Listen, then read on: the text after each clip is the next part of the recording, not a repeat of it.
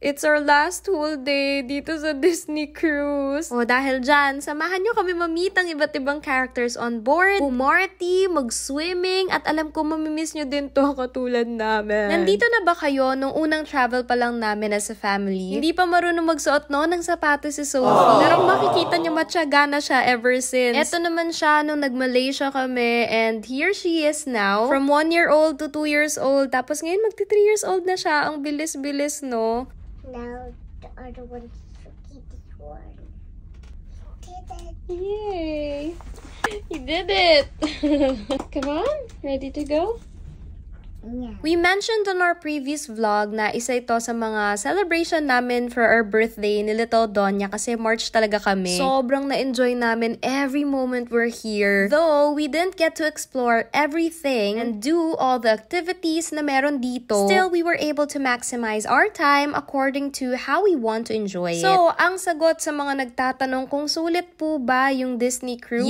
Yes, it is super. And lalo na kung talagang Disney fan ka. Kaya pag nalaman nyo how much it costs, naku baka magulat kayo. Gawin natin yung gastos reveal on a separate video. We were on our way for breakfast and nakita nga namin si Goofy outside. Aba, syempre, dali-dali kami nagpa-autograph, diba? Tignan nyo naman kung gaano kasaya to si Sophie, oh. For breakfast, ito yung plate ko, yung kinain ko. Gutom na gutom yarn. And then, ito naman yung kay Sophie. That time si Daddy B wala pa niyan sa table. Hindi ko na na-videohan. Tapos, na-realize namin na sa bandang likod pala kami ng ship. So, katulad sa mga movies na nakikita natin, diba? Ganyan pala talaga yung itsura at ang ganda-ganda. Pagkasilip nga namin sa lobby, may ginagawa silang ganyan. Nagpe-prepare sila, I think, for a game. Naglibot-libot lang kami konti, naantay namin yung open house. Walang kabusugan to si Little Donya, kumain ulit. After eating, we went right away dun sa open house ng Oceaneer Club. You know, Sophie knows what to do when she entered the play area. Mag-wash nga siya agad ng hands. Hindi kaya nabibili yun, no? Anyways, ayan, nag-activity agad siya at nag-akit-akit na nga. Very safe din naman talaga dito. Yun lang yung pag-akit ng hagdan. After that, nanood muna kami dito kasi nga may palabas din dito. I think that was Toy Story, yung palabas niyan. Kaya kilig na kilig tong si Sophie. After there, we saw the schedule that there's gonna be a farewell party, parang ganon. So, all the Mickey Mouse characters were there. Makikidance lang sila with everyone. Ikot-ikot sila para makimingle with the kids. Pero yan, as you can see, it's more on dancing talaga with them. Grabe, pag mga ganito lang din talaga, sobrang daming tao. Pero feel good din naman kasi parang alam mo yung nagkakaisa yung mga tao, ganyan. Although, nag-request talaga si Sophie na umalis na daw kami kasi nga medyo naguguluhan siguro siya. A lot of people daw and it's very loud. Dahil dyan, pinili na nga lang namin mag-swimming kasi hindi pa kami nakapag-swimming dito. Although ito, something we didn't know about the pools. To those parents who plan to go to the cruise, na may baby and toddler, kids that are not yet potty trained, hindi sila pwede sa pool. They can only go here sa Dory's Reef. Of course, I'm sure nasa rules yan, pero ang binasa lang halos namin kasi yung mga bawal dito. So, super unexpected talaga na bawal si Sophie even if she's wearing the diaper for swimming. Although, super nice naman kasi nag-enjoy din siya dito. That time, it was also a bit windy, kaya parang okay na din siguro, blessing in disguise na hindi kami nagbabad sa tubig. This part din, hindi din siya pwede kasi yung tubig daw dyan, pumupunta dun sa pool. So, ayun, we understand naman. Ayun lang, syempre sad, pero at least may babalikan kami mag-swimming dito, diba? Dahil dyan, hindi ko na din pala na-try itong slide. Ewan ko ba, parang nininervous din ako. Baka tumalsik ako sa ocean. So, ayan, nag-food trip na lang kami. Mahilig kasi din to si Sophie sa mga prutas. Yung dapat na swimming niya, binawi niya dito sa mga watermelon. Ayan, naligo na kami and then we went to the D-Lounge. Nakita kasi namin dito na may activity ng Encanto. At syempre, bilang si Sophie talaga ay fan din ng Encanto, kompletong characters niya. Except kay Bruno. Wala kami makitang Bruno at takot din siya. So, ayan na nga, pagdating namin sa table, may pa-activity na agad sila. And then, ang ganda ng setup dito, diba? Kita nyo naman. Super kakaiba yung itsura every time. Malaking effect ng mga lights nila. Itong activity pala na to, make your own butterfly, parang ganon. Tingnan nyo naman tong Daddy B nyo, seryosong-seryoso yarn. Very easy lang naman yung activity for adults, pero for Sophie, medyo tricky pa siya for her. And ito na nga yung finished product. O, diba? Cute naman eh. Pero mas cute pala yung kay Daddy B. Dapat pala kinukulot yon yung dulo. Hindi ko binase. Ito nga si Sophie pa naipunta sa stage. Naku, parang gusto ata mag-perform. After a while, dumating na nga yung hosts. Pumunta yung kids sa harapan, pero ayaw ni Sophie Sophie. Gusto kasi niya kasama ako. Sabi ko, hindi nga pwede. Kaya, ayan, nag-snacking na lang muna siya. And then, sumayaw nga yung kids together with the host. Tapos, ayan, nag-ikot-ikot sila dito all over the place. That time, pwede ko na siya samahan yan. And then, last part, lumabas si Mirabel and Bruno. Sweet pala nung nasa likod namin. Sabi niyang cute daw ni Sophie. So, ayan, syempre, hindi namin palalampasin. Magpapa-autograph kami. Mga color ng crayons na nga na naka-assign for the both of them. Oh, nakakatawa pala niya. I-observe nyo si Sophie tsaka si Bruno. Unang-una, ayan, hindi talaga siya tumabi kay Bruno. Doon lang sa kabilang side. Parang natatakot kasi siya kay Bruno dahil dun sa part na parang umiilaw yung eyes niya dun sa movie. Nabati din pala ni Mirabel yung dress niya. Ang dami daw kasing flowers, so katulad nung sa kanya. Ano nyo naman, sobrang cute ni Isabella and ni Mirabel, diba? Nagchichikahan. Pansin din niya yung sandals ni Sophie. Sige nga, kung attentive kayo sa panonood ng Disney Cruise series natin. Saan namin nabili tong sandals na to. And by the way, Mirabel sandals din yan. After nung autograph, nagpa-picture nga din siya. Nakakatawa yung reaction ni Bruno. Ayaw siya hawakan ni Sophie. Sorry na Bruno, kasi akala nung family, diba, hindi maganda yung ginawa mo. Ako, strike 2 na nga tayo dyan. Grabe, tawa talaga kami ni Daddy B niyan. And then, ang hingi ng hug niyan si Mirabel and si Bruno nagbabay pero hindi pinansin. Ako, strike 3, you're out na talaga. Very nice naman kasi nagbababay pa din siya. So, sorry talaga Bruno, pero yan, happy naman si Sophie sa autograph nila. At tatalon-talon pa nga after. Nag-relax-relax lang muna kami dito sa labas. And ayan, nagutom na naman to si Sophie. O diba, napakaganda ng view niya. Ikaw na talaga yan, Little Donya. Nako, yung last date namin parang napunta sa kain-kain. After that, we went kasi to the upper deck at ayan, kumain na nga kami ulit. Kami naman ni Daddy B nagutom, tapos ito si Sophie, gusto daw niya ng chips. Frozen din pala yung movie na palabas dito. Kasi yan, sarap-sarap maglambingan lang dito. For our last day, forgot the title of the theater show na pinanood namin. But again, as usual, sobrang ganda. As in, jump-pack talaga. Nandito lahat ng characters. Lahat ng bigate na shows. Basta sobrang ganda talaga. Pagod-pagod nga ako niyan. Gusto ko sana magpahinga, pero sabi ko, hindi pwede talaga. Ayun lang si Sophie, nakatulog siya nito and kalahati ng show yung napanood lang niya. Pumunta din pala kami dito sa silent dance party nila. In short, nakasuot kayo lahat ng headphones. Pili kayo, parang may 3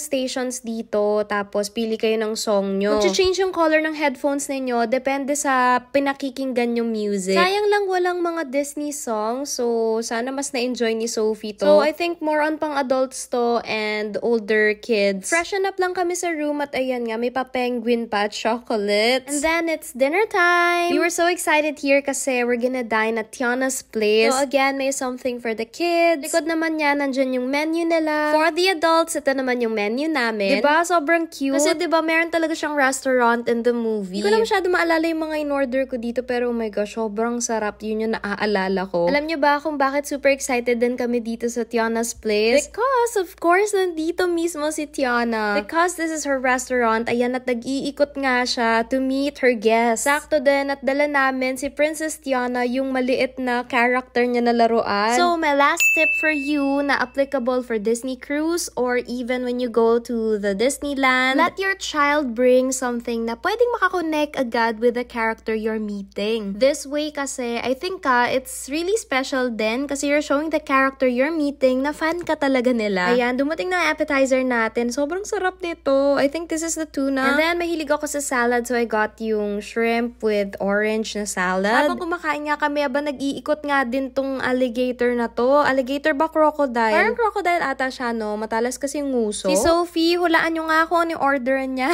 As usual. She's very happy naman din with her order every night. Favorite talaga fish. For me and Daddy B naman, we got the prime rib of beef. And for dessert, hindi naman tayo masyadong makalat, no? And then, syempre, hindi mawawala ang sayawan kapag dinner. They encouraged everyone to join at syempre, gustong-gusto din talaga ni Sophie mag-join. Nakakatuwa din talaga kasi nagsasabi siya na I want to join, I want to join. Alam niyo, nagvo-voice out talaga. At ayun na nga kami, lumusot na kami. Super happy talaga that night. Tignan niyo naman ang energy ng mga performers. Ako na lang talaga kung hindi ka pa mahiyang tumayo, diba? Para maki-join. Before leaving, ayan, at nag-dessert nga din kami. We're so thankful sa servers namin. This is Joe and Putra. Sila pala yung nakasama namin the whole time na nandito kami sa Disney Cruise. Nung gabi, may farewell party ulit, pero yung princesses naman niya nandito. We didn't stay kasi sobrang daming tao. By the way, thank you din pala kay Ate Cheryl. Siya yung nag-aayos ng room namin. The next day, it was time to leave. By the way, yung mga luggage namin, nilabas namin yan the night before. That is, if you don't want na kayo yung maglalabas nito. Pero for for us, sinilabas na namin kasi nga mas hassle-free. And then, you can eat your breakfast before leaving. For some, kasing maaga talagang umaalis tapos to go na lang yung breakfast. Grabe, I can't believe na tapos na yung Disney cruise. Sobrang happy din ako kasi na-share ko sa inyo to, guys. Habang nagkukwento ko, parang nababalik talaga ako sa moment na nandito kami. Sa mga Pinoy na nagbabalak mag-Disney cruise dyan pero galing sa Pilipinas at nalalayuan, don't worry, next year, 2025, magkakaroon na ng Disney cruise sa Singapore. Next content, Gastos Reveal. Oh, yun lang. Love, love!